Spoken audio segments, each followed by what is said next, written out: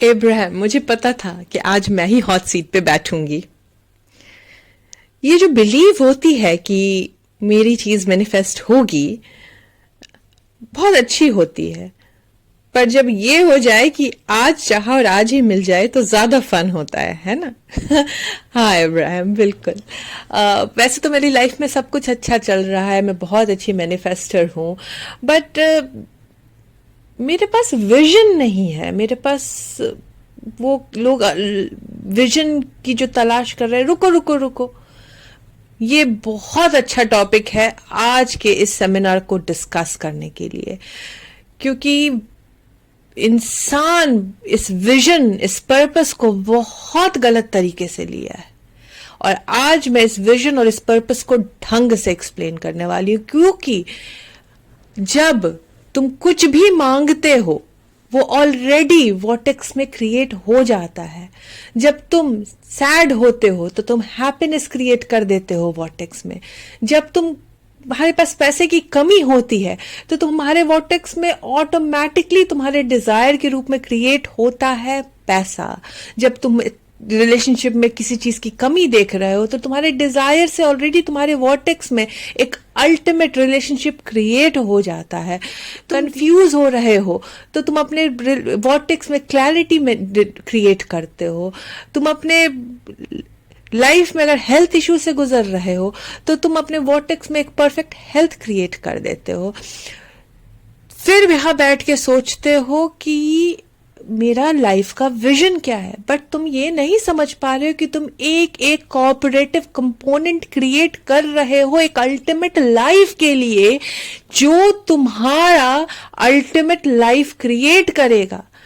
तुम यहां सोच रहे हो कि तुम सिर्फ आटा क्रिएट कर रहे हो, तुम सिर्फ चीनी क्रिएट कर रहे हो, तुम सिर्फ वेनिला एक्सट्रैक्ट क्रिएट कर रहे हो, तुम सिर्फ दूध क्रिएट कर रहे हो। बट तुम्हारे वॉर्टेक्स में वही मैदा, वही वेनिला एक्सट्रैक्ट, वही दूध, वही केक मिक्स बन के एक अल्टीमेट केक बन चुका है जो तुम्हारा इनर बीइंग खा रहा है। और तुम सिर्फ ये सोच रहे हो कि तुमने एक मैदा क्रिएट किया, तुमने एक चीनी क्रिएट किया, तुमने एक दूध क्रिएट किया। इसका बिगर पिक्चर क्या है? तुम्हें वो केक नजर नहीं आ रहा है। तुम्हारा जो ये फिजिकल रूप है ये बहुत रियल लगता है तुम्हें, क्योंकि तुम इसमें 5 सेंस इन्वॉल्व करते हो। तुम यहाँ टेस्ट कर पाते हो, तुम यहाँ देख पाते हो, यहाँ टच कर पाते हो, यहाँ स्मेल कर पाते हो। लेकिन तुम्हारा जो वाइब्रेशनल रियलिटी है, जो तुम्हारा वॉर्टेक्स है, वहां पे ये तुम्हारे 5 सेंस काम नहीं करते हैं। तुम अपने वॉर्टेक्स को सिर्फ एक्सपीरियंस कर सकते हो फीलिंग के द्वारा। जो तुम फील करोगे वही तुम्हारे वॉर्टेक्स में क्रिएट हो रहा है। और कभी कभी तुम उस फीलिंग को देख पाते हो विजन के रूप में, जो तुम कभी कभी ड्रीम्स में देख लेते हो, क्योंकि तुम्हारा रेजिस्टेंस कम होता है उस वक्त। लेकिन इसका ये बिल्कुल भी मतलब नहीं है कि तुम्हारा विजन क्लियर नहीं है। लोग जो गोल सेटिंग करते हैं, यानी शुरू में जब हम जेरी रेस्टर के थ्रू आते थे तो हमने एक सेमिनार किया था, साइंस ऑफ डेलिब्रेट क्रिएशन।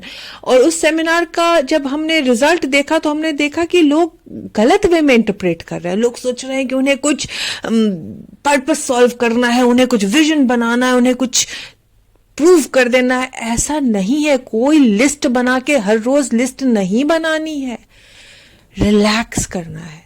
तुमने एक हैप्पी, स्वस्थ, खुशहाल लाइफ मैंने का विजन ऑलरेडी बना दिया था। शायद इस फिजिकल फॉर्म को लेने से पहले ही बना लिया था वो विजन।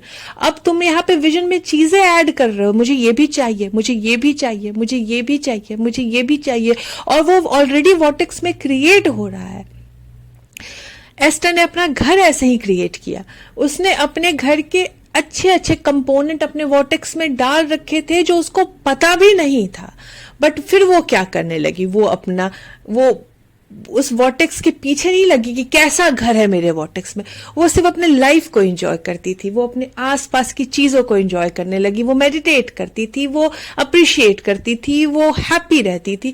और जिस दिन वो अपने घर के वाइब्रेशनल कंपोनेंट से मैच हो गई, बूम बूम बूम बूम, उसके पास एक इंस्पिरेशन आई और उस इंस्पिरेशन को फॉलो किया और उस घर को देखने गए और वो देख के परेशान थी कि इस घर के सारे कंपोनेंट वो थे जो उसकी डिजायर से मैच हो रहे थे, जो उसको पता भी नहीं था कि एक घर में होना पॉसिबल है।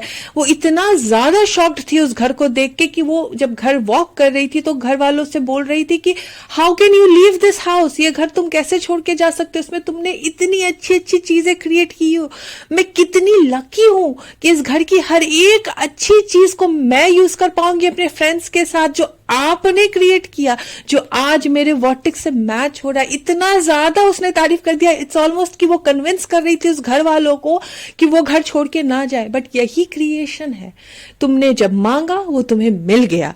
अब तुम्हारा काम है मेडिटेट करना, अब तुम्हारा काम है खुश रहना, तुम्हारा काम है अपने प्रेजेंट रियलिटी से चुन चुन के चीजें निकालना, अप्रिशिएट करने के लिए, क्योंकि तुम्हें नहीं पता, तुम उस केक के इंग्रेडिएंट को बटोर रही हो जो केक बन के तैयार हो चुका है, जिसका विजन तुम्हें अभी नहीं दिख रहा है। देखो 10% काम है करना, विजन बनाना तुम्हारी लाइफ का 10% होना चाहिए। लेकिन ज्यादातर लोग क्या करते हैं, 90% विजन पे काम करते हैं। बट कि होना क्या चाहिए, 10% फोकस करो एंड फिर 90% काम है उस चीज को अलाउ करो अपनी लाइफ में आने के लिए। तो फोकस तुमने अपनी लाइफ में 10% किया, फिर अप्रिशिएट किया, मेडिटेट किया, अपना वाइब्रेशन हाई रखने की कोशिश की। मेडिटेशन से वाइब्रेशन हाई होता है, हैप्पी रहने से वाइब्रेशन हाई होता है, अप्रिशिएट करने से वाइब्रेशन हाई होता है, अपने माइंडफुल थिंकिंग से वाइब्रेशन हाई होता है। ये वर्क करना है, लिस्ट बना के हर रोज लिस्ट के ऊपर टिक नहीं करना है। ये बहुत ज्यादा एफर्ट का काम है और ये तुम अपने मैनिफेस्टेशन के पीछे भागोगी कि आ नहीं रहा है तो वो नहीं आएगा। तुम्हारा काम है रिलैक्स करके उसको अलाउ करना ताकि वो तुम तक आ जाए। तो विजन तुम्हें नहीं पता है, जब तुम उस कोऑपरेटिव कंपोनेंट को बटोर लोगी जो तुम्हारा केक है, जिस दिन इनर बीइंग केक बना लेगा और उस केक से मिलते जुलते वाइब्रेशन में तुम आ जाओगी, तो वो केक भी प्रकट हो जाएगा, तुम्हें समझ में भी आ जाएगा तुम्हारे लाइफ का विजन क्या है, तुम्हारे लाइफ का पर्पस क्या है। और जब तक वो नहीं समझ में आ रहा है, why don't you enjoy life, why don't you enjoy small small manifestation. शायद वो मैनिफेस्टेशन तुम्हारे उस अल्टीमेट केक का इंग्रेडिएंट है जो आज तुम्हें समझ नहीं आ रहा।